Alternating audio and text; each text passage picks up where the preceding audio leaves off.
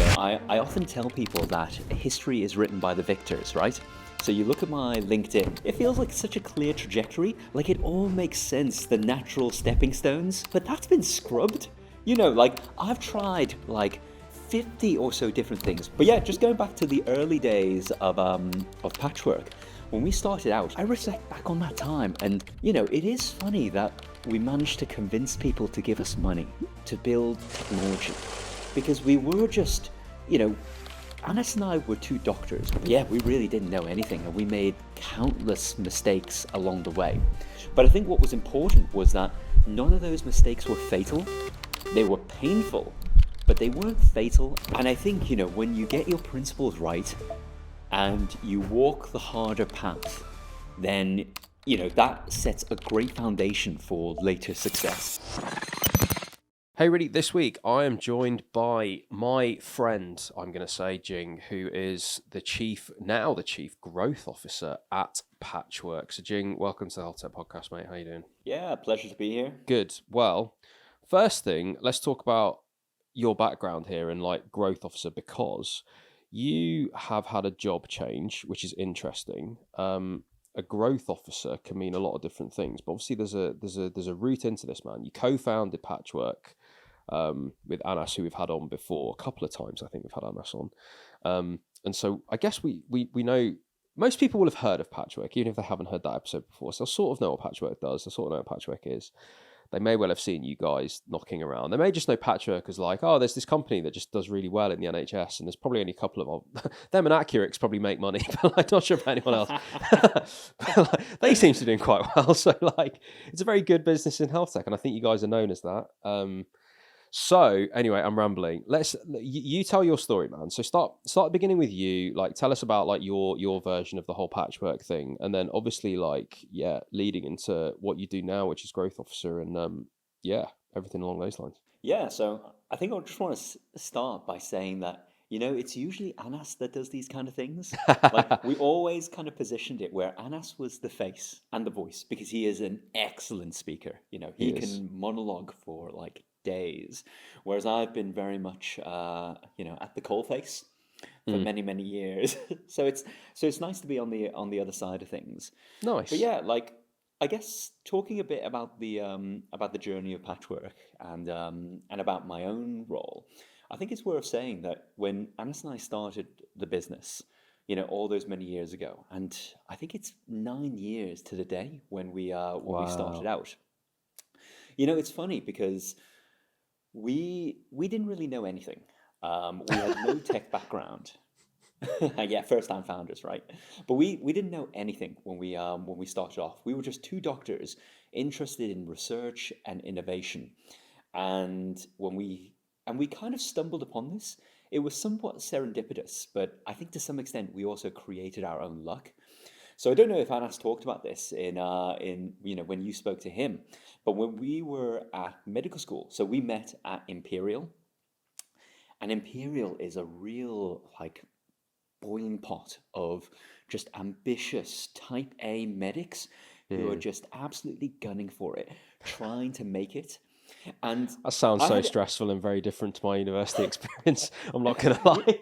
Yeah, well, it was different. It was different for me as well, because I came from. So my path in medical school was a bit unique. I started off at University of Oxford, which and I did 3 years of undergraduate medicine before I then did something which I don't know if this still exists, but it was called direct entry, where after the 3 years, after the intercalation, you can then move either to Cambridge or some of the London universities. Oh, I have. Yeah, I remember this. I do remember this. Yeah. So that's what happened to me. So I had this unique experience where I'd been a medical student at both Oxford and then subsequently at Imperial. And honestly, it was like night and day difference. So Wow. Oxford is a place where people are just effortlessly talented. They don't do a lot of work. They kind of live in this intellectual village where, they just turn up and they just absolutely crush everything that they do. So imagine going from being a big fish in a very small pond, from school, to this place where everyone just, they don't even try and they're already smashing it. Yeah. So that was one experience. And I remember feeling very, I guess I felt very inadequate academically Yeah. in Oxford. And I think that pushed me. I think that was the Mm. start of that entrepreneurial journey because I thought to myself, like, well, I clearly can't match these intellectual powerhouses like all around me. Like, how do I differentiate? And then I actually didn't manage to stay in Oxford. So you have to actually reapply after your Right. intercalation because there's a limited number of clinical Yeah, it's school places brutal, in isn't it? Oxford. Yeah. Yeah, I mean, Yeah. so cruel. But I didn't manage to get a place to stay on in clinical school, and I moved, and then so I subsequently applied for different universities in London, and I got a place at Imperial, Mm. and I think that was where I got this kind of cultural shock because firstly it was a much larger medical school, very tribal, and there wasn't that kind of kinship that because in Oh, Oxford wow. you've got like 150 people, they're all effortlessly brilliant, and because it's a smaller medical school, then people just know each other, they compete less. Yeah. But in Imperial, you've got 400 people, and God, these guys are like, are insanely competitive. Plus, you're in London, and plus, you're connected to both the business school and also to the STEM subjects. So Right. everyone was hustling. I met some people who, in third year of medical school at Imperial, they already had more like publications than some of the Oh my post God, this is grads. frightening. Yeah, yeah, yeah, terrifying. But it made me really think, well, wow, I need to step up. So that was kind of like the conditions. And I thought to myself, well, I need to also do this research and innovation and all these different things. So during my time at Imperial Medical School, I think that's where I cut my teeth. Yeah. That's what injected in this, it really helped me hone some of my entrepreneurial thinking. And it made me more into a hustler. And it was around that time when I ultimately met Anas because it was through some separate, like, very tangential, like extracurricular project that I then met Anas.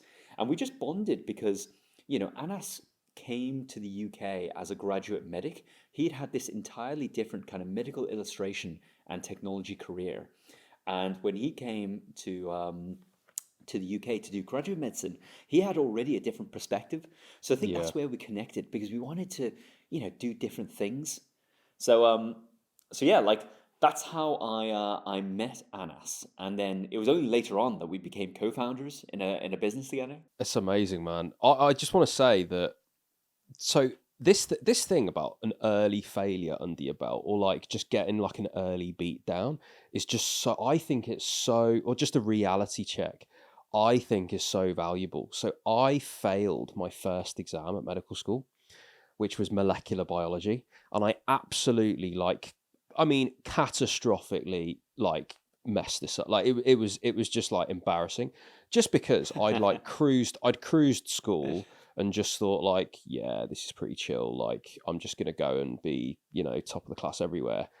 Yeah. Like laughable, like absolutely laughable when you get into that room of medics, and it's like, yeah, you've now got like another standard distribution of everybody here. Like, so no, and I was the wrong end of that curve completely academically. And it's like it's so funny how you zoom in on that top 1%, and then there's like another 100% scale within Yeah. the top 100%, and it's like you are literally now measured on what percentile you're in of this insanely talented group. And so that was just, I mean, it was so interesting how I just thought that I'd just get there and be absolutely fine, and then yeah, failed my first exam. And it was again interesting to me, like the volume of people that had failed an exam, because you all had to like tail between your legs, turn up in the middle of the summer, and like you'd go back into halls, and like you'd go back in the library.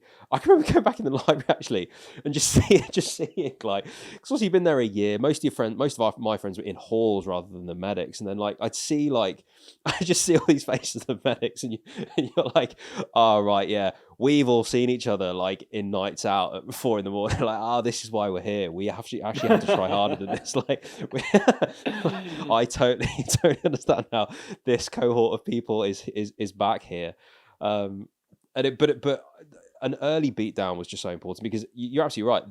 Then I realized too, like, oh, I've got to work a lot harder here, and I think as well that does set the tone of becoming an entrepreneur later, because you start you start to realize it can't all go your own way, and I think I just think that's a super important lesson. So I mean, you guys starting Patchwork. You say you've done this for 9 years, dude. 9 years with a health tech company, man. That's a long time. And you started, by your own admission, first time entrepreneurs. There's loads that you don't know, like there's loads of mistakes that you make, but unless you're used to failing, unless you're used to the beat downs, and I don't like failure, it's an interesting one. Like I don't know, I don't really like the word, but things not going your way, things going wrong. I failed to get into anesthetics the first time. I applied for pediatrics in London once upon a time and didn't get it, but got in somewhere else and didn't want to go there, and like all this sort of stuff. So I just sort of got used to this idea that you can really want something and not get it. And actually, I just think that's so important, because like, I don't know, on your side, man, early days of Patchwork, you were co-founder, right? But what was your job early on, and what was that initial bit like for you? Yeah, well, before I answer that, I just want to comment on this whole point about early failures. Right. I often tell people that history is written by the victors, right? So you look at my LinkedIn. I mean, I'm sure you look at your LinkedIn, and it feels The like a really survivorship clear, bias. Yeah. yeah. Well, it feels like such a clear trajectory. Like it all makes sense, Yeah, the it does, natural yeah. stepping stones. But that's been scrubbed. Like I've tried like 50 or so different things. When I was at medical school, everyone will remember me as a complete hustler. I Yeah, really put okay. myself out there, did loads of stupid stuff. I did, the classic things like medical courses, like Yeah. e-learning, like Yeah. all manner of different things. And yeah, they went nowhere, and they were probably a bit embarrassing, and people probably thought I was a bit cringe. But Mm, 9 years later, well, no one remembers that anymore, right? exactly. Yeah. But yeah, just going back to the early days of Patchwork, when we started out, like honestly, like I reflect back on that time, and it is funny that we managed to convince people to give us money to build technology, because we were just, you know, Anas and I were two doctors. We were switched on, Yeah. and we had good kind of, I guess, wider academic CVs. Yeah. Certainly for myself, like, Oxford and Imperial, Yeah. probably Yeah. looks good for some people. But we really didn't know anything. We'd never worked in a corporate role. We'd never managed Yeah. people. So you really are learning on the job. And I think there's an argument to say that, well, that's why the valuation, at seed stage is so low, right? Because it's all priced Mm, in. That learning mm, is all priced in. But mm. yeah, we really didn't know anything, and we made countless mistakes along the way. But I think what was important was that none of those mistakes were fatal. They were Mm, painful, but they mm. weren't fatal. And I think there's something to be said about time in the market rather than say like timing the market, because we've just survived for a very long time. And I think the thing that Anas and I had going for us, and more so Anas than me, is that Anas is unbelievably resilient, but Mm. also as well, he is just incredibly intense. I think anyone who knows Anas will know that, he is like an absolute bulldozer or laser. Like he is just relentless. He He doesn't just won't, half-ass anything. yeah, he doesn't let himself accept any psychological excuses. Mm. Like for him, he will say, for example, in the early days when we were pricing the solution, I think it's really easy for some early stage health tech founders to say, oh, we'll do like loads of free trials, give it away. We just need users. Um, Anas was so disciplined when it came to pricing, and I would have conversation with him, and I'd say to him like, well, you know what, like maybe you should let up a little bit, like, maybe you should take it easy. But he was, he would give himself a hard time, and look, by extension, me as well, uh, about some of these details. And I think, when you get your principles right and you walk the harder path, then that sets a great foundation for Mm. later success. Mm. So I personally think we owe a lot of our success and my success on the basis that Anas was just relentless. Yeah, Just to jump in, Jing. So yeah. what do you think the investors saw in you? Because I think you've been quite humble there, and like you're right. There's a lot on paper. There's the with first of all, We're Doctors 9 years ago was a thing. Like we're still in that region Yep. like 9 years ago where like doctors that left is a thing. Doctors that left to be entrepreneurs is a bit of a thing. Like so, being around for 9 years, I think doing this 9 years ago says a lot. I still think that maybe was also a bit of a signal to those investors of like, oh yeah, because I think that was more powerful back then. I think it did mean more back then to just be doctors, but also I think the density of your achievement and the things that you've done extracurricularly, I think that does speak volumes, because it's something that I actually look for in CVs a lot. Like, at university, were they in societies? Were they in clubs? Did they run stuff? Did they, seek to do other things that weren't just the normal thing as like a proxy for how they might have ideas for other things while they're in the company, or like all that sort of stuff. So I'm kind of looking at that stuff as well, but that's very different. I think that's sort of looking for someone to be employed. I think looking for an entrepreneur is very different. But like, what do you reckon they, like, honestly, like objectively, like without being humble, maybe, what do you think they saw in you? And maybe a different way of asking this question is, once Patchwork exits for a gazillion pounds, etc., what are you going to look for when you're investing in young entrepreneurs? What are those traits? It's a good question. As you were talking, I was reflecting on it. And I think these things, I think there is a lot of luck involved. We clearly had, some academic credentials. We had a good idea.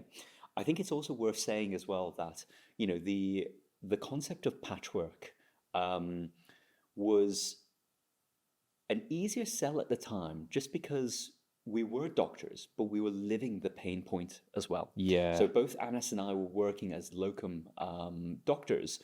And it meant that, when we spoke about the problem, we spoke with depth and with passion. The other thing worth mentioning, and I'm sure Anas covered it off himself, was that he actually was a Darcy Fellow in Chelsea and Westminster, where he'd been assigned a project to basically look at redesigning the temporary staffing service. So if you think about it, like, we knew what life was like as locum doctors, of course, but we also had a unique insight through Anas in that he understood how a temporary staffing function should run and what needed to improve. And then, of course, he built out the relationship with Chelsea and Westminster. And by the time we went out for investment, we already had a soft commitment from Chelsea and Westminster to be our first pilot site. Yeah. So there were definitely some kind of there were definitely some things that we had going for us. But I think it's also worth saying as well that, of course, we were only a bit like dating. You only need one person to say yes, but we had hundreds of no's, and it was pretty demoralizing. And like, some of them were respectful, some of them ghosted us, some of them were pretty brutal, especially to me. I actually remember one instance that really affected me, where we had an angel investor lined up. And this guy came from, an industry where he was like the top honcho. He was really senior, was about to retire soon. Anas and our original angel had done a lot of the legwork to bring him in. And then he came to meet the wider team. And this was my first time of meeting him. And we had a conversation. And I was kind of peripheral to that. Firstly, I realized at the time that, I hadn't really dressed well for it. I just came in like a baggy t-shirt and some jeans.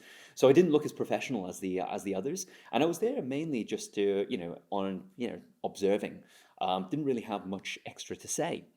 But we were very much in the final stages of getting this person to commit to a sizable additional seed investment, a seed extension. And then he went quiet. And he didn't tell us directly. He told us through other contacts that part of the reason he didn't want to invest is because he had concerns about the quality of the other co-founder, namely me. Wow. Yeah, so it was really interesting. Man. Yeah, well, I was called out specifically, and I didn't. Life was busy back then, and I didn't really process it fully. But I mean, no doubt it definitely has a knock on your confidence, and of course, like you get into denial and you start saying things like, well, it's his problem, not mine. But certainly, that stuff sits heavy, and when you start taking multiple blows like that, on top of like the numerous rejections that we were getting, it hits Well, hard. that one's personal. That the difference is that one's personal, isn't it? And there's, I imagine, some element of you that feels like you've let Anas down, or you've let the rest of the team down as well, and like you've got to play, you've got to think those things through and sit with it and deal with it. But again, it comes back to this thing of like, thankfully, more people saw sense and invested in you, and that can now be assigned to history. However, I wonder if, in fact, let me ask you the question: are you glad that happened? I think I did take some. I tried to take some learnings from that, as much as my ego would allow. Um, I I think it definitely made me think about how I approach these kind of things. Maybe I approached it in a bit too much of a blasé manner. For example, wasn't fully prepared, didn't get the roles right. When we were talking, and I've certainly over the years become more adept at account management and sales because ultimately it's a sell, right? You're It selling is, yeah, yourself. it is, it is. Um, yeah, but I've certainly over the years, you know, tried to process that, tried not to Yeah, let it emotionally affect me. And I yeah, think, a lot of founders will talk about that imposter syndrome, certainly trying to work it through in the context of that imposter syndrome. And I think I've come out all right, all things considered. But who I would knows? agree, dude. Maybe it's sitting in the back of my mind, just just gnawing away at me. No, I agree. And listen, look, I think with things like that, it's so easy because you're clearly really conscientious, and like you're clearly just wanting to do the best for you and your friends and your team and your colleagues, and of course that's going to be like so disappointing. But however much I'll say this or whether it lands, but like something like that, you know, being not investing in a company and an idea and people based on how someone is dressed as they come in, it probably speaks more to their expectations of how much respect they were shown, or like they got some trauma of their own, dude, that they need to think that through. Because at the end of the day, if that person was looking at it from an objective business scenario, they can ask that stuff away if they want to get to what they feel is objective truth. And I think to look at your credentials, what you'd achieved, your track record, the quality of the product at that point, and the MVP, like all of these things matter more than whatever the reason was. Which at the end of the day, dude, like let's be clear, you were busy and you turned up just wearing the wrong thing. Like it's not something that you consciously decided you were going to do and therefore Yeah. disrespect anyone. So you can't beat yourself up about that. I turned up to a clinical exam just in t-shirt and shorts, just because like I'd just totally forgotten that it was in the back of one lecture that, by the way, you got to turn up in smart stuff. And that plagued me for a very long time because those things affect personal brand in quite a Yeah, yeah, significant way. yeah, yeah. Like you're the moron that turned up. So not only did I fail my first exam, I actually very nearly failed my first OSCE as well because of that. Got a very good talking to afterwards. But again, met people afterwards that were similarly in t-shirt and shorts being like, you weren't listening either, like we need to buck our ideas up. Again, a nice early beat down that influences your Yeah, behavior yeah, yeah. later in life. To make sure you listen, first of all, make sure you do go to lectures when they're about the exam you're about to Mm. take, and secondly, make sure you listen right to the end. Were all lessons that I learned early on. But it's this, it's that sort of thing, dude. It happened, you learn. And by the way, I hope you kept the receipts, and this person gets accidentally gets sent the investor updates of what's going on with Patchwork Well, when you're approaching exits. the thing is, you'd love to believe that they made a grave error and they're ruining it for the rest of their life. But you know what? Like, I'm sure this guy is super wealthy. Like, he's probably retired now. Like, it Yeah, probably doesn't enter his mind at all. Not yeah, like dude. it I enters heard my he put the mind money in periodically. Revolut, so like I wouldn't worry about it. So, Yeah, yeah, yeah. oh, funny. So let's talk about where you guys are at with Patchwork. Obviously, the the scale that you guys, well, first of all, actually, let's just define what Patchwork is. People that might not actually know, that might be listening. So, like, what is it? What are you guys up to right now? And then just fill us in on like what's been going on recently, because you guys just acquired a business, and like that's super interesting. I think for people in health tech, M&A is not something that, and that's mergers and acquisitions. For people that are listening, like basically businesses buying other businesses, smashing them together, and then trying to figure, and then basically paying Deloitte to sort out a load of problems that happen when loads of people with the same jobs like end up in the same office. So like that's basically what a merger is, or an acquisition. And you guys have just been through this. So in digital health and in health tech, like you guys are at the top end of the market here in terms of like little startups not doing this. So this is something interesting. This is something interesting that the market's going to have to be doing to consolidate a lot of businesses at the minute, because a lot of people are have a business around a feature. A lot of people have businesses that just, if they were stitched together, would be far more functional. I even think about this sometimes, dude, when I'm thinking about the future of SomX. I'm like, look, we do comms, marketing, creative, but I'm like, there's other businesses that might not even exit on their own right, but we could buy them all up. And actually, we could have this big conglomerate of just a big health tech services company that services all health tech companies sort of across the board, like doing lots of different things across sales, marketing, this, that, the other. Like there's loads of different things that we could stitch together to be like a really interesting offering.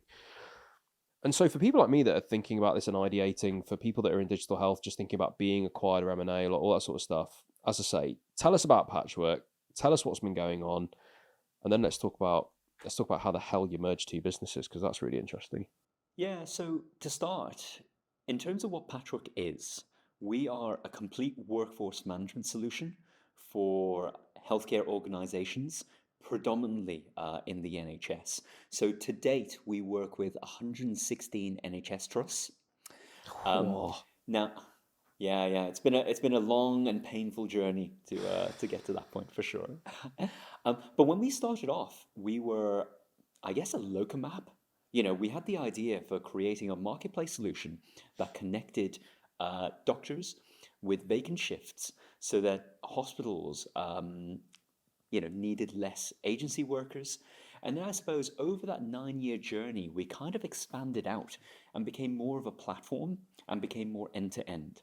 So starting off in the world of, the staff bank, a locum bank tool, we then went into agency management because, from bank, you need to cascade to agency. But then we also went upstream as well to build out rostering, because that was the market signal that we were receiving. Our customers, our partners wanted us to go into that space because of some of the frustrations that they had with their existing systems. And then, of course, at the end of last year, we acquired a business called L2P, which stands for License to Practice. So they do job planning and also appraisal and revalidation, which are closely linked. So then when you think about the whole end-to-end, you can have your clinicians job planned, so you know that they deliver the things that they're contractually obligated to. That then feeds into the rota design, the roster. Then it goes to bank if there's any gaps, and then ultimately to agency. So it's a complete end-to-end solution. And yeah, we're really privileged to have gotten to a point of maturity and to have amazing backers, where we're in a position to actually be able to explore acquisitions. So it's been a real eye-opener for myself and Anas in going through this process. And then I guess in terms of how it all transpired, I've known I met one of the founders of L2P probably about 5 years ago. We met at an NHS England event around workforce system interoperability, would you believe? And we talked about heard that's like a wild together. conference, man. Like, yeah, it's pretty exciting. If you can get a ticket there, wow. But yeah, so I met Colin back there, and we talked about working together, and we had no means of working together. We had no financial backing, but we kind of talked about it because I think we all recognize that it'd be better to join forces than going at it as This is potential it. point solutions, features rather than platform, right? To your point. Yeah. And we started talking about it, but it didn't really go anywhere other than we felt like we were culturally aligned. We were on the same mission, similar backgrounds of businesses. And we thought, wouldn't it be nice if we could work more meaningfully together? And we've talked about it in very vague terms, but we kept the door open. But then it was only really 2 years ago when conversations really started accelerating, because I guess they were at a right point where they were looking to join forces with us, and in turn we had the financial performance and backing to be able to even entertain such an opportunity. So yeah, took quite a long time to work through the deal, but we got it done at the end of last year, and now we are one business. So It's we're still amazing. working through the mechanics of coming together, but yeah, now we're all kind of one entity, which is really exciting.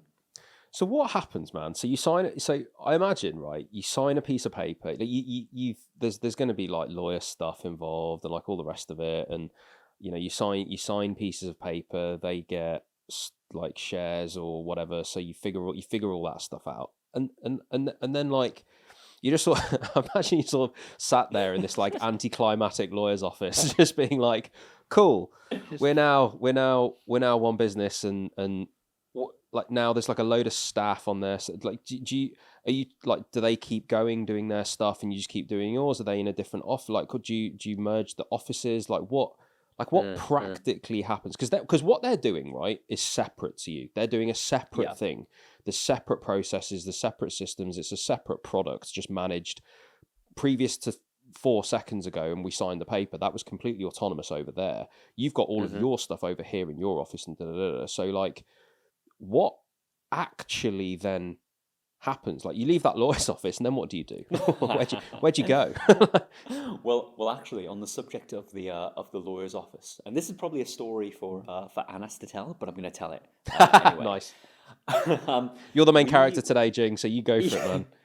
yeah. Well, it really went down to the wire, which, by the way, feels like how all our deals get done. I think it's something to do with. But I think this is across everything though. Everyone talks about this as like investment deals. Like everyone just Yeah, rides this like right to the final minutes, and there's always someone in a car going to an investor's house. That always seems to be the end of this. That always seems to be the end of a story. Like someone in a car going to like a VC's house in the middle of Wales, and like that's like anyway. Well, that's why you need to create artificial deadlines, because, like Parkinson's law states, like the work just Absolutely. fits the time, and the It does. negotiation fits the time you allow it.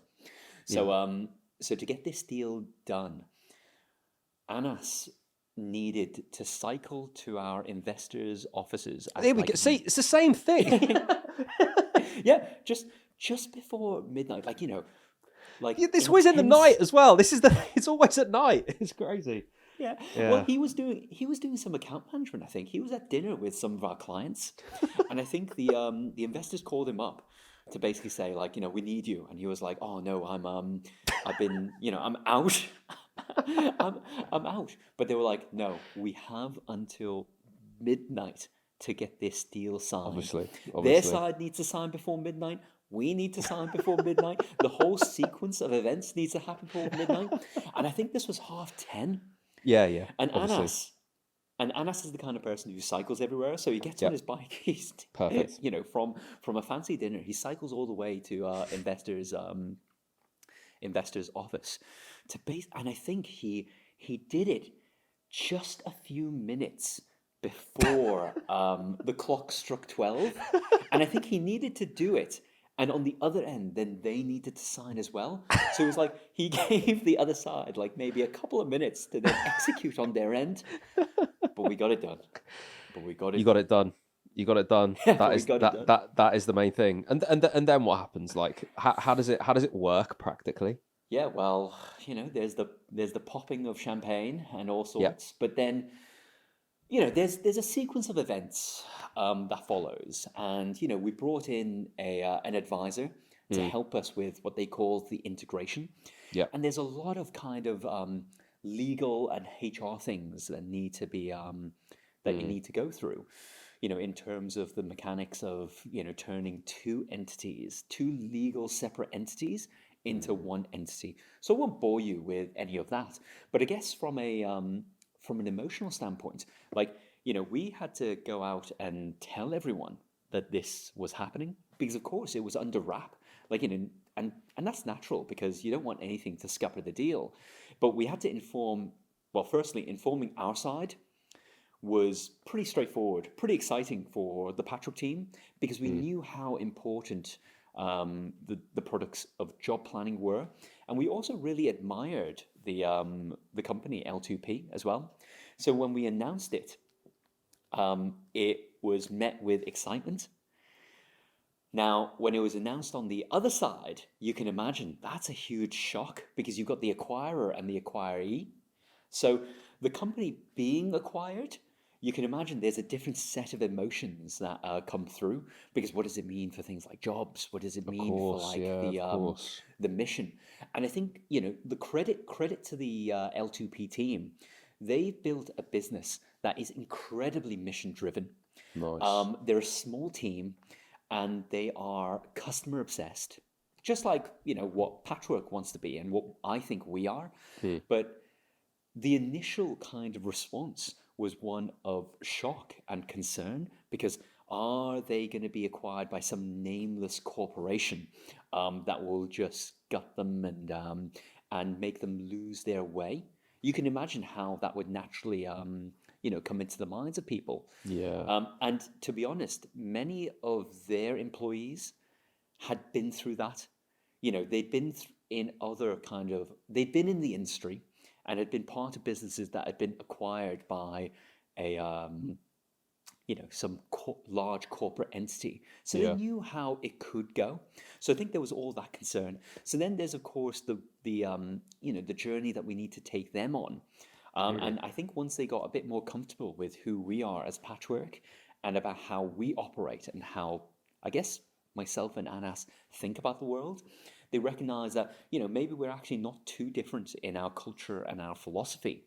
But that's a journey that takes time. So I think in terms of stitching all of that together, you've of course got all the legal and the HR elements, which are, fairly process based. And admin heavy, but then on the people side, it's really important that when we come together, we understand that we are one entity and that we're all very aligned, and that all the good things about L2P that we admired, that's not lost. So we're still in that journey, but I think it's been an entire quarter. It's been about 4 months since the deal was signed and everything's been playing out. And I think, we've been doing a reasonable job at that, if I was to mark my own homework. But I guess you'd need to speak to the L2P side to get their take on things. But I think by and large, it's been good. It's really nice, man. It's. I think this is going to become, well, I don't know. I think a lot of people say this, that we're entering a period where M&A, particularly in digital health and health tech, is going to become more of a thing just as people start to try and consolidate and beat what is like a market dip, just to try and band together and sort of survive and get through it. So I think this is really important to discuss. And I think it's really nice, actually, hearing you talk about, of course, there's the legal, the HR, the admin, there's all of that side of things, but actually practically to make it work, it just comes down to people. And I think this is just such a metaphor for business more broadly, that ultimately, yes, there are always processes, there is always admin, there is always legal, there is always these things. But the success of making any project work is and tends to be down to people. And I think you've mentioned mission a lot there and like being aligned on the mission. Even that is like, I don't want to say unusual to hear, but like because it makes complete sense. It's just not what I thought you were going to say. And actually, as you say it, I'm like, no, of course that's the whole thing, because ultimately people that work in healthcare have purpose when they come to work, or else they would go to finance, or else they would go to other industries where they could probably make more and do less, etc. But like, it's so true that so much of this is pinned on the coming together of people. And I'm interested, like, I know that there's obviously so much you can say on this, and it's very much active and in the works and stuff, so I don't want to push you too hard on it. But like, with that, are there a lot? Is there a lot of like with your advisor, particularly like an M&A advisor must know this stuff, but I guess the softer things of like two groups of people have got to listen to each other and understand each other and start working together. So like, is there a lot of kind of going for drinks with each other, just hanging out, going for coffees? Like, is there a lot of just ideation? Is there a lot of like playing sport together? Like, I don't know, like, is that sort of thing advised, or is this very much a kind of professional process to actually answer this questionnaire and they'll answer it and then you'll come together and discuss it? Like, I'm interested, like, how does that play out? Well, I suppose the first question is, are we thinking pre-deal or post-deal? Post. Because I guess post. Okay. So if we're talking about post-deal, then definitely. Yeah. And it's at many different levels. You want to make sure that both sides understand that we're, like I said, all people that have a lot of commonality. Because there will be a certain animosity as the two sides come together. Because what about roles? What about territory? Who's got what remit? Oh, of course, yeah. Inevitably, there's going to be a lot of overlap. And actually, I should state that in the pre-deal, when we were talking with the founders of L2P, they did reverse due diligence. So usually when you think about acquiring a business, we need to make sure that the technology is good, that there's no kind of skeletons in the closet, as one would expect. But they made sure to actually check that we would be good custodians of the business. And I think that speaks to... Yeah, of their people, probably. Yeah, and I think that speaks to the fact that, we're all very mission aligned. So they wanted to make sure that if they were going to come and be part of Patchwork, that we're not going to change the mission or the direction, that we're going to look after the products, we're going to look after the people, and we're going to still carry on the journey. So I think that's where, in the pre-deal, it was really important to make sure that both sides were comfortable with that and that we were aligned. Now, post-deal, of course, the tricky part of it is that you can't really tell people up until when it's all done and dusted. So, of course, it comes at a shock. And so you're already on the back burner because everyone's got their, everyone's got their bristles up. Once the deal was done, we made sure that as part of the process that we were forging that interconnectivity. Yeah. So, standard things like buddy systems, trying to get both sides together where applicable. And to be honest, I think we could do more of it. You mentioned that there's a legal work stream, and I guess that work stream then impacts what we can do from the people side, because of course, even something I didn't realize, for example, there's an entire process around transferring of employees across, so that they then come onto Patchwork contracts rather than staying on their existing contract. Yeah. And because they're not Patchwork employees, there's a limit to the kind of interactions that we can have with them. And these are things that you don't even think about, because you think, of course, we've the two we've acquired the business. Of course, we can just talk freely, but we can't. Interesting. That was a good learning point for me, because I was constantly being told or being advised that actually we can't do these activities yet until we tick X, Y, and Z. Which, of course, then for even the employees of both sides, they're like, why haven't we done some obvious things? Yes. Come into the same email or have shared calendars, practical stuff, or interact in this way. So that was really interesting. So I would say we're still on that journey. Yeah. Speaking of sports, we're hopeful to have a summer social with a sports day. But, amazing. Yeah. Well, that would be an opportunity to bring everyone together, right? Yeah. But I think where we are in that journey is we could be doing more things together. And we're certainly having those initial forays into that, but there's still more that we can do as a combined business.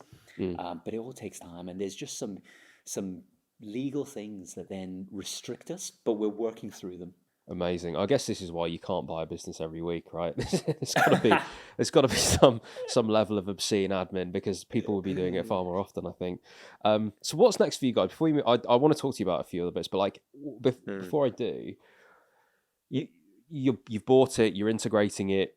obviously Patchwork will be bigger, it will be better, it will, does a lot for your revenue numbers, and obviously that pleases the investors and getting to the end goal and all the rest of it, which is great. So what's next for you guys? Is it that you've bought one and now is this a bit is buying businesses a bit addictive? Could you then be like, oh, okay, well this has gone quite well, we could stitch together this other thing, and then all of a sudden you're buying and not building, and that becomes your new thing, and you become like a PE house basically, just stitching everything together? Or is it is it a different play? Like what's next for you guys? Well, I think founder hubris is one where in your mind you think, oh yeah, this was fantastic. Like, let's go on a shopping spree Yeah. and buy loads of businesses. But as we've just spent, a considerable amount of time talking about, there's an entire people piece, and I think there's a risk that you just stomp all over that. So of course, as a founder, you think, wow, isn't it cool to, buy loads of businesses, stitch it all up? But the reality is that it is a lot of work. And I think, whenever I have this thought or I express this thought, like, oh, let's go out and look at more opportunities, my team and Anas will say, hold on. Like, let's stay grounded. We haven't even finished integrating the current. They're not on one, Patchwork and this- contracts yet, guys. Like, come on. yeah, and like there's such a long tail of activities. Yeah. And I think also as well, in terms of some of the more client-facing stuff, we're now going on a journey to become true end-to-end. So taking the job planning tool, stitching it up with rostering, making the end-to-end vision a reality for our customers. We need to Yeah. do that as well. Yeah. So before we start, going to the bank and waving kind of checkbooks, we we need to actually prove that this, Yeah. that the acquisition was successful, Yeah. and that the two businesses are one, and that we're achieving the vision from that original mission. So that's what I'd say from a acquisition perspective. Nice. But of course, we would be interested, and if there's anyone listening who thinks that they'd want to enjoy being part of the mothership, I'm more than happy to have a conversation, and my team would be very interested to entertain it. But of course, we need to be very reasonable, because there are people behind this, and the work that it takes to complete a deal is significant. So we got to see that through. So, yeah, and I guess does that work stream, for example, like scouting businesses that you might want to acquire, does that fall under your new remit as growth officer? Like, what does that mean, and what's this transition been like? Yeah. So I suppose taking it back a little bit, for the past 8 or so years, I've been the chief operating officer, and I think if you go back to the real start of things, Anas and I decided this right from the off. I know some people may opt to go for things like co-CEO. We were very clear on roles and responsibility right from the beginning, and the chain of command, which is probably an entirely separate topic to unpack. But I suppose we decided. I have seen a lot of people get this wrong, by the way, particularly at the early stage. I agree. But I think for me, over the past 8 or so years, being the chief operating officer meant that I was responsible for all client delivery, so our implementation team, account management, support teams.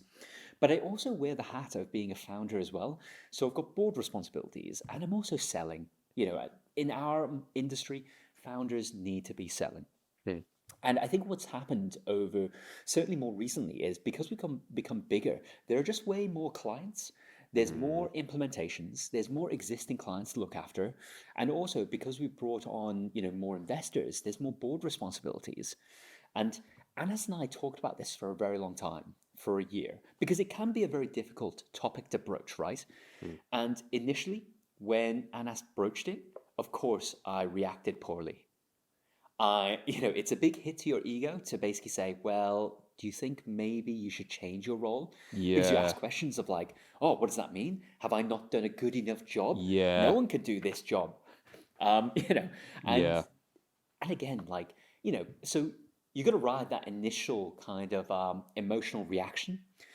But Anas and I talked about it for a while, and the way Anas and I thought about it was, well, there's a huge responsibility around client operations, which, Jing, you could do, and I think you're doing a reasonable job at it.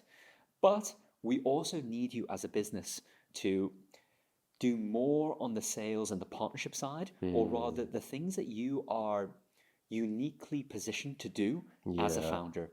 Because we Yeah. can bring in lots of sales directors, Yeah. we can bring in loads of implementation directors, but you can't bring in a founder. Yeah. Um, and I think when framed like that, I came to realize that it does make a lot of sense because Mm. we can actually increase our talent density as a business. So we Mm. can bring in someone who's, a professional chief operating officer who can really take the department to the next level. And then what I could focus on is the things that arguably I'm good at, and Yeah. also as well things that I'm uniquely positioned to do. Yeah. Which is a business you can't bring in. You can't bring that in out of nowhere. You can't bring the person that's been in the business for 9 years into the business if they've not been there for 9 years. Yeah, So yeah, like, yeah. And yeah. I also need to recognize as well that, this is my first startup. Whilst I've gained a lot of experience and seen a lot of things and have huge context, I haven't been in multiple businesses where I've been in operational roles. Yeah. So, I will have my blind spots. And so Yeah. ultimately, with that recognition in mind, we opted to go out to market for a chief operating officer to take on a big swathe of my responsibilities. And then we crafted a new and, quite frankly, an evolving job Mm. description around growth and what growth means. Mm. So if we think about the chief operating officer role, like, we spend a lot of time trying to find the right person. Mm. And we brought in someone who is fantastic. And I think most people would say is, from a personality type, from an experience perspective, very different to me. And she's now on that journey to really kind of build out and scale this operational team.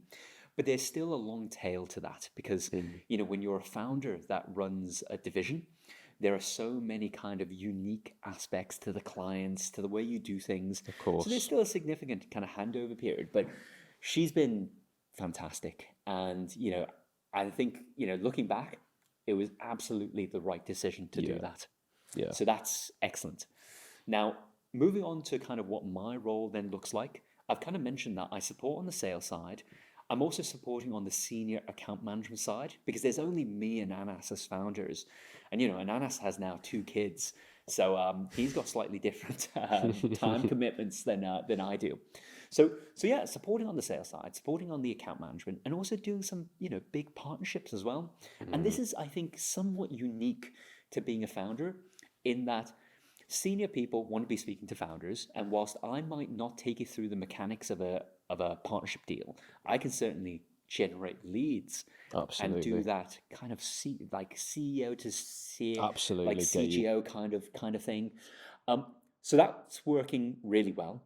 And then on top of that, um, yes, looking at wider opportunities, and I keep it vague because I don't want to give the impression that we just got a shopping cart and we're just trying to buy absolutely everything.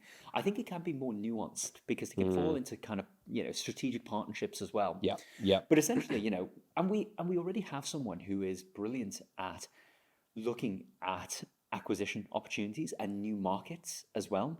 So I'm basically there to kind of be the founder Mm. support Mm. of that exercise. Mm. But it plays to kind of my personality because I love meeting people. I Yeah. love like talking to other founders, trading like war stories. Um, so it naturally just fits into what I do on a day to day anyway. So it's a lot of fun, a lot of fun. I love that, man. I think that's so important as well. It plays to your personality. I think that I totally hear what you're saying as well about what it can do to your ego to be told like, hey, that like, do you want a demotion? Basically, is like what you hear, even though that's, Yeah.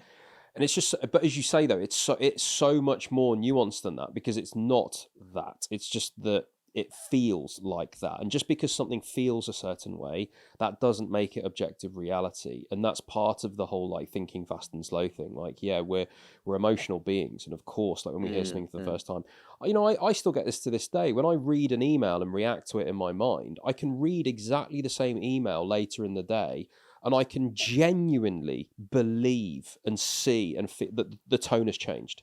And it's the same email. And I'm like, this morning that was a lot more aggressive. Whereas now it's not even close. It's just completely reasonable. And that's just because of the lens that I'm putting it through and the emotions that I'm feeling. And I think that's so important that you can then reflect on it and be like, hold on a minute, no, this isn't that. This is actually me being pointed towards the things I'm really good at, enjoy more, and is going to add loads more value to the business. And then you end up reflecting more, and you're probably like, oh my God, I can get rid of so much nonsense and garbage that I don't like doing, that actually this is quite freeing. And then you're like, hold on a minute, is there a better role for me? Can I just be an intern? This is great. But no, I think that's awesome, man. I think it's such an interesting point. The other thing that came across, like that I reflected on there as well, is like when you like all company positions are made up. Like we've always made things up. Things just are what they are because of, like, again, that's how they've always been done. And I think as innovators and as entrepreneurs, we should be questioning these things. We should be questioning, like, hold on, there isn't a role for this thing that seems incredibly relevant. And like, we're an innovative company and group of people. We're just going to create it and do that. And who knows, like, I could see in 10 years' time, like 15 years' time, not maybe even shorter, 5 years' time, other people look at Patchwork as an example and they go, hold on a minute, the founder went from operation, like COO, which was like incredibly draining on them, and they were like bogged down into processes and systems. They got evangelized into growth officer, and all of a sudden, like, the business grew 3x quicker than it would have done previously. Hold on a minute. Is this the natural progression for COOs that are founders to do? Like, I can see that becoming like a thing. And so actually just exercising the freedom to be like, hold on a minute, this is sort of creaking at the sides here, and this is like, yeah, this doesn't feel right. And then all of a sudden you give yourself the freedom to break out of it and go, hold on, let's reorganize how it feels right. Everything settles into a far more comfortable position and feels a lot more sturdy and stable. And you're like, no, this does seem to make a lot more sense. I think there's a lot of that on a much, much, much, much, much tinier scale. It's what I frequently try and do inside SomX with, like, the roles people have and the way that we do things. Because I had this coach once that our revenue took a dip, and I was getting very, like, control freaky, and I was like, yeah, but things aren't in the right system, and actually we need a better system, and this person needs to be doing this, and then we need to segment a role for this, and like da. And I remember the coach saying to me, like, you just need to remember, James, that at times of extreme stress, we all try to gather control and put things in their boxes, things that were operating a lot more free and people were a lot more fluid, that was working. We can, at times, in moments of stress, break down these things that work in a fluid way, try and put them in a structure, and things end up being worse. So just bear that in mind. And I was like, rubbish. Went home, went home, drew my little thing of like, this is how this whole needs to work. This whole thing needs to work like this now. And then just had it in front of me, and I was like, no, he was right. This is not going to work at all. I just need to trust people to do what they're good at, put them vaguely in the right place, and just stop micromanaging, because I've never micromanaged, and that's worked fine. So that's my anecdote on something similar. But like, I'm totally with you, dude. I'm totally with you. I think it sounds like it plays to your personality. It sounds awesome, and I just wonder, like, you might even look at it now and be like, I think this could become a thing. I don't know. What, going from COO to CGO? Why not? Why could this not be like a path that founder COOs take, in the same way the path for founder CEOs might be to relinquish the CEO position because they were good at 0 to 1, they're not good at 1 to 10. Like, that's a common thing. So why can't we, as innovative companies in the space, I say that's the royal we, by the way, I very much mean you, why can't you redefine these things? Why can't you set precedent for, like, hey, this doesn't have to be this way. You don't have to kill yourself in a COO position if you're a founder. You can jump over to here and utilize your skills, and not even necessarily this exact role. I think it's more, I guess, what I'm trying to say here, that I would encourage others to think, no matter what the size of the company, is like, could this work differently? Could I be happier? Could the business be better if things just look different and I put my ego aside? I think that's a super interesting question, is what I'm saying. I remember someone telling me a story of how one of the founders of Intercom, the big support tool, changed their role to become an individual contributor that looked entirely at new markets. So they were repositioned to be the tip of the spear, to then go out and land in a 0 to 1 kind of way. Hmm. Now, hopefully, no one fact checks me and finds out this story is incorrect, or I got sold this Great parable, if not, to so it's convince fine. me to make a decision.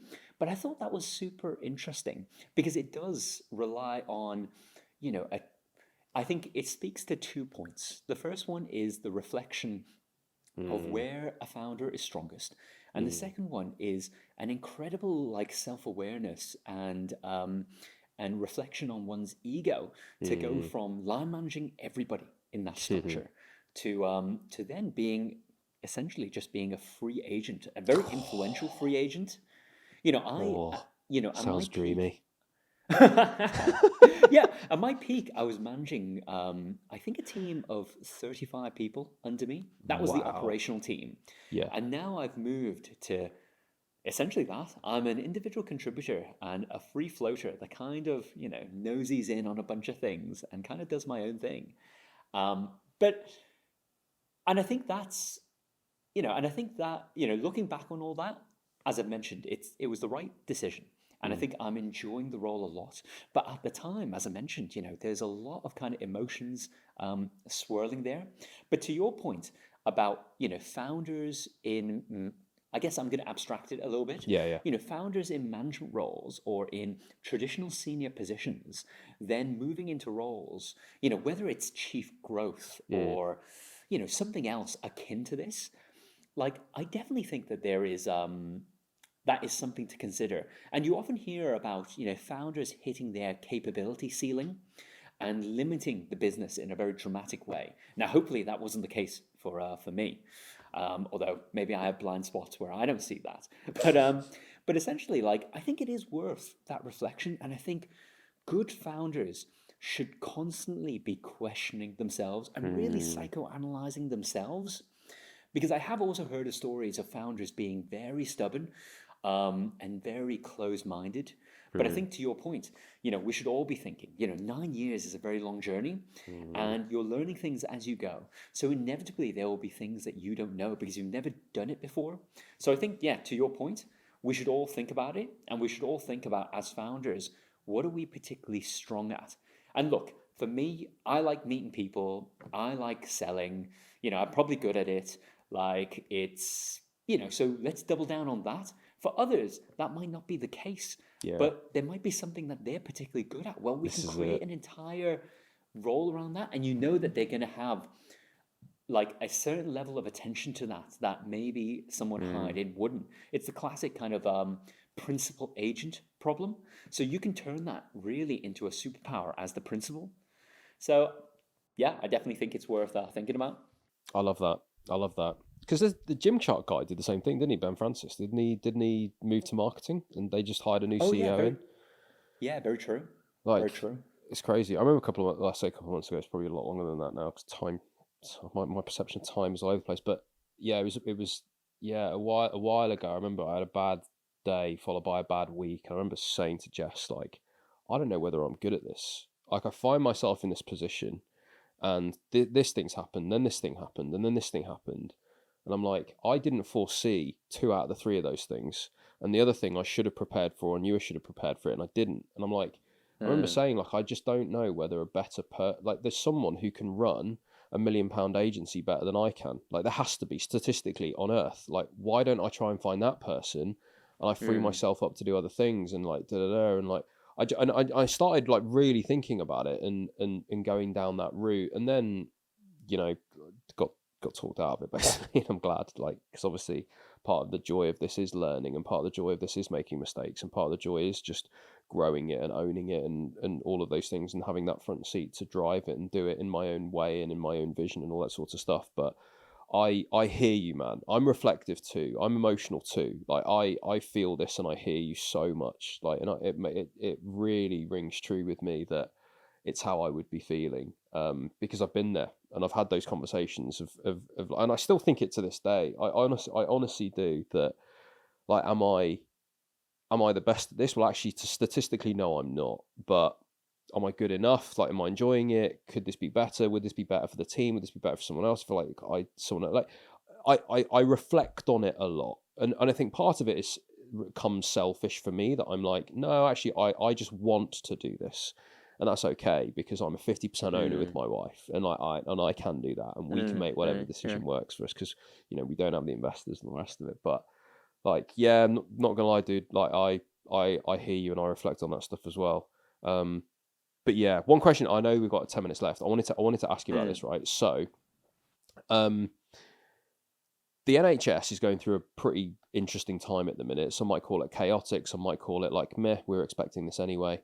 NHS England, they're restructuring. They're doing all this sort of stuff. You guys have the NHS as a customer, and there are very few people that are making this work. Like, there really are. Like, it's not. This is not a huge amount of companies where, like, the NHS is this amazing customer and people are exiting on NHS business models. It's just not a thing.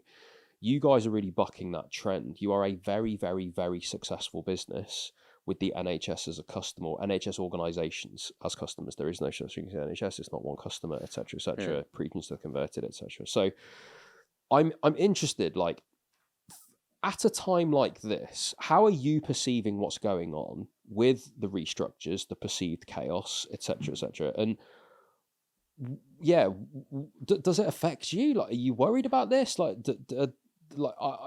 is there money in the system? Can you exit on an NHS business model? Like, do you need to just solve a good problem? Like, what's your perception of what's going on in the NHS as a customer? Yeah, I suppose having been doing this for 9 years, what I would say is that things are often cyclical.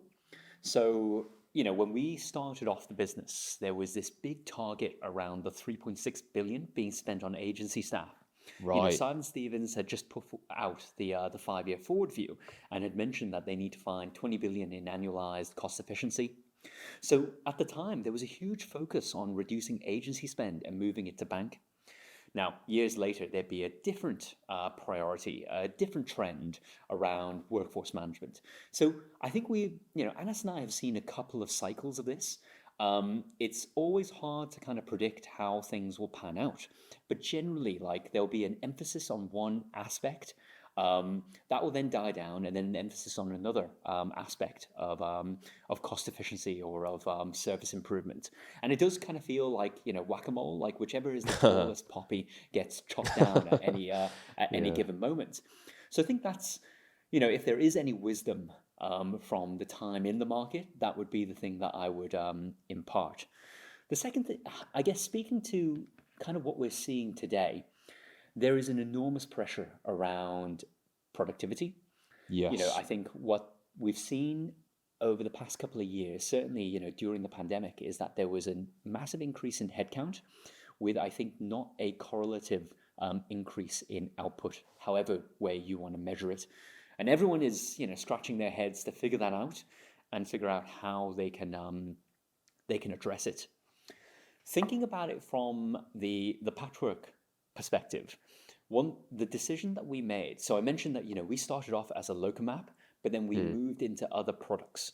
And whilst we're still within the category of workforce management, these products all address the problem of workforce efficiency and spend in different ways. Mm. For example, like, the bank system is there to increase kind of bank fill rates Mm. over agency. The agency platform is there to, ensure cost efficiency on agency sourcing and also VAT returns. Rostering is, of course, upstream to that. So how do you get the most out of your existing workers? And job planning is all about making sure that the consultants, the senior doctors, are all delivering the work that they're contracted to do. These things go up and down. So what we see is that one day maybe there is a drive to completely eliminate agency, which is, I think, something that Wes Streeting himself has intimated. So you can imagine that if he's saying something like this, then all NHS trusts are now looking to completely remove their reliance on agency wherever practical. Mm. That may have a knock-on effect on our revenue on that particular product line. Yeah. But then on the flip side, we're suddenly seeing, well, there's a national drive towards job planning. So Yeah. now, the directive is every senior clinician needs to be job planned because it Yeah. ties to productivity. So suddenly there's then that boost. And you look at that policy and you suddenly think, wow, Jing and Anas were pretty smart. They were prescient enough to realize that job planning is the future, and I want everyone to believe that. But honestly, it comes from the fact that we made a smart decision. We took a tough path, which was rather than focus on the singular product and basically try and scale that as much as possible, we decided to become a multi-product business. And as a multi-product business, it means that we can weather these kind of macro trends a bit more. So that's how we've kind of ridden out the various different cyclical waves. But I also suppose as well that, when you think about our value proposition across all our product lines, we firstly target one of the biggest areas of spend in the NHS, which is the workforce. And also as well, we are all about cost efficiency, cost reduction. So our tools, without going into too much detail of them, generate cost efficiency in various different ways. So we can always kind of say, like, if you adopt our tools, it washes its face commercially. There's a very clear business case that can be designed as part of that. And better yet, if you bring in all the tools, they work synergistically to create an end-to-end solution. And on top of that, the cherry on the cake is that it also delivers a great clinician experience. So I think that's how we have, how we're looking at it today and how we've arguably succeeded so far. I love it, man. It's so funny, isn't it, that you can make these decisions that years down the line can make you look like a genius. And I think it's a mixture of things. I think it's like, I don't think you can completely write it off as like dumb luck, because you decided to diversify. You saw that there was value in that side of things. It just so happens that there's then a policy shift. But even the decision that was made to make that policy shift was looking at the market in the same way that you had looked at the market, if you know what I mean. So you're just counting on another person seeing it that's able to influence policy. So you knew it was a good idea, you knew it was a good direction. It's just that there wasn't that like policy decision. The other thing is, like, actually, it just shows that when you have the NHS as a business model, you are at the mercy of policy. And actually, a lot of your work is kind of public affairs, like in just knowing what's coming up, like maybe lobbying, like all of these things like become quite important. And with a role like yours, that's that senior like counsel on one side internally, but also senior representation externally, it's also like staying abreast of that sort of stuff and just knowing the people involved in all of these decisions and actually being able to lobby and make change in a way that benefits you and your mission. But ultimately, it's that mission that benefits how you see the world and what you want to do for patients and all the rest of it. So clinicians first, and then obviously the benefit goes downstream onto patients. So I think it's super interesting, man. Like the link between policy and the NHS and making that work and the ability to understand it, I think is so important. Before I let you go, dude, I know that you started a podcast recently. Do you want to quickly talk about that? Oh, yeah. So I started a podcast called Out of Program. Basically talking, what we're trying to do with it is interview clinicians who have gone on alternative kind of career experiences. And I think it speaks to, what we discussed early on, which is that, a lot of our careers and the factors to success are, serendipitous, tangential, opaque for those trying to make it. So for medical students or, clinical students in general, and then clinicians looking to explore other opportunities, they can be a bit confused or only see the path that is laid out on a LinkedIn profile, absolutely, without understanding the kind of dead ends, and all the kind of emotional aspects to getting to where they are today. And I think you'll have this, and I get this all the time, which is that people will reach out to me asking me, "How did you do it? Can you jump on a call for like half an hour to just share your career journey, and so that I can get some inspiration and know what to do?" The reality is that we've got so many things on, and I'm sure we'd love to be able to share that, but it's not scalable, like in relation to everything that we've got going on. So yeah, I created this podcast series with my co-host Mohammed to basically interview people and really dig into how did they get to where they are today? Yeah, Like, practically. warts and all, because Yeah. people don't see that. And I hope that is valuable to people.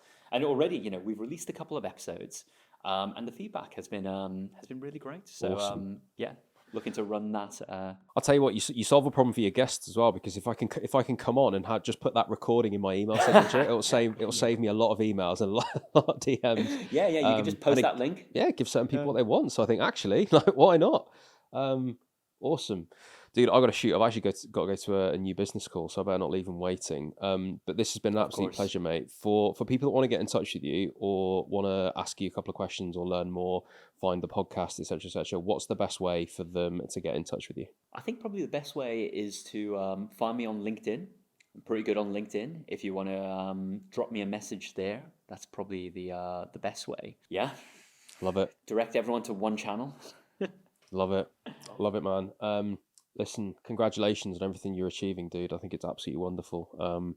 And as I've said many times to many people, Patchwork, it's literally one of, if not the best business in health tech. You're making the NHS work as a customer, mate, and you're probably gonna exit on that basis. So, congratulations to you. I think as I've said to Anas, you will go down in the history books as the people who made that work. So I wish you all the best with it, and yeah, we'll catch up soon.